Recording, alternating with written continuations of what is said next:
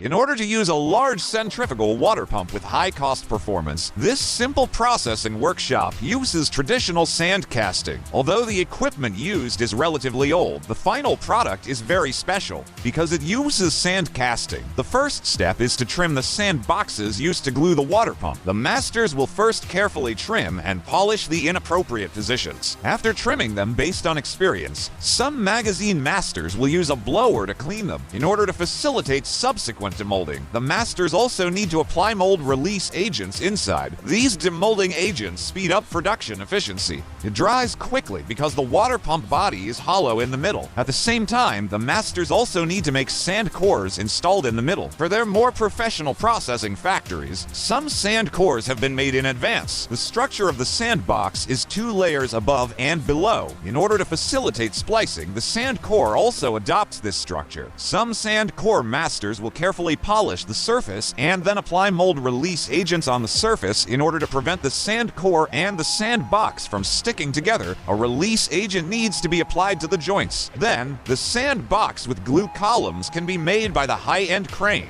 The 2 halves of the sand core are fixed by applying glue to the joints to prevent the 2 halves of the sand core from sticking together. After the joints are connected, a release agent needs to be applied to the joints to prevent sticking. The impurities remaining inside the mechanism need to be removed by the blower. After the work is done, the film can be closed. Here, a release agent needs to be applied to the joints. Then, with the assistance of the aerial adjustment and the cooperation of the masters, the sand box with glue columns has been made. The materials for the pump are these discarded iron blocks. These carefully selected iron blocks will be moved to the high-end heating furnace mouth by the high-end crane. After that, these iron blocks will be put into the heating furnace by the masters for heating. The efficient medium-frequency electric furnace quickly melts these iron blocks into molten iron to facilitate gluing. Some molten iron will first be poured into this high-end glue barrel, and then with the help of the crane, the glue barrel full of molten iron will slowly move to the top of these sand boxes that have been made. The masters can control the glue casting barrel and slowly pour the molten iron into the glue casting hole of each sand box. The glue casting process seems dangerous, but it is not safe at all. In order to control the flow of molten iron in the glue casting barrel, the masters need to cooperate tacitly and have rich experience. After the glue casting, it needs to be cooled for several hours. At this time, the masters can use the high-end crane to move these glue cast water pumps to one side and then use the sledgehammer to clean up the clay and sand remaining on the surface of the stone.